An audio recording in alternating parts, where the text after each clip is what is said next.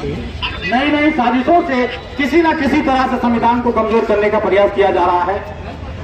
दिनों दिन बढ़ते निजीकरण से जो भी आरक्षित वर्ग के कोटे हैं वो सब खाली पड़े हैं और इनको भरने की बजाय इन कोटों पर नियुक्तियां होनी थी, बेरोजगारों को रोजगार मिलना था। लेकिन ऐसा काम करने की बजाय सुप्रीम कोर्ट ऑफ इंडिया एक ऐसा फैसला दीजिए कि इन जातियों को जातियों में बांटने का फैसला, कोटे में कोटा, और कोटा कभी खुला अभी तक हुआ नहीं है और उसमें भी बंटवारे करने की साजिश। और ये साजिश सिर्फ इसलिए है कि नियुक्तियों में जहां पे भी ये कमजोर तबका बाबा साहब की बदौलत, भारतीय संविधान की बदौलत आरक्षण पाकर कुछ थोड़ा समृद्ध होने का प्रयास करता है, वहीं पर इसे चोट करने की कोशिश की जाती है। केंद्र सरकार तो इसमें खामोशी है, तो रहेगी, लेकिन हमारी उम्मीदें तो सुप्रीम कोर्ट से नहीं, क्योंकि वो भारतीय संविधान का संरक्षक है।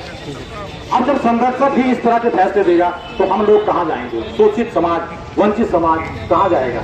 सुप्रीम कोर्ट ने कहा है कि अनुसूचित जाति के कुछ वर्गों ने बहुत तरक्की कर ली है और कुछ वर्ग आरक्षण से पीछे छूट गए हैं। दुर्भाग्य यह है कि सुप्रीम कोर्ट के पास ऐसा कोई आंकड़ा नहीं है, ऐसा कोई शोध नहीं हुआ जिसमें ये तथ्य सामने निकल के सुप्रीम कोर्ट के पास आए हो कि कुछ जातियां छूट रही।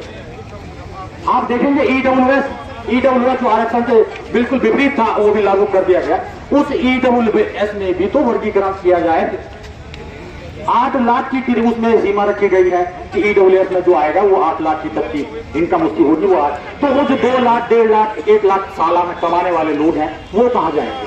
हमारी मांग सिर्फ अनुसूचित जाति, जनजाति या पिछड़ी जाति के लिए नहीं, हमारी मांग, हमारा संघर्ष मानवता के लिए है।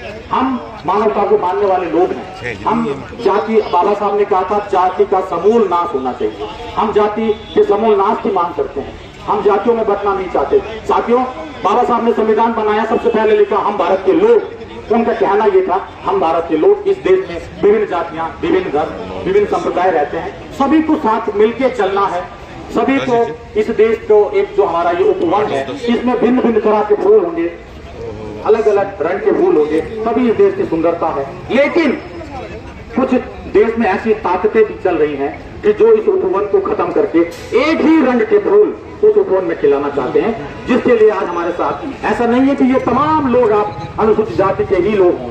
इसमें बहुत से ऐसे भी लोग हैं कि जिसका अनुसूचित जाति से कोई संबंध नहीं है, लेकिन उन लोगों को लगा कि वास्तव में यह अन्याय हो रहा है, सुप्रीम कोर्ट ने गलत डिसीजन दिया है, तो वो लोग भी आज हमारे साथ हैं। उन लोगों के लिए भी बहुत जोरदार तालियां। जो लोग आज ऐसे भी साथी हैं कि जो आप बता सकते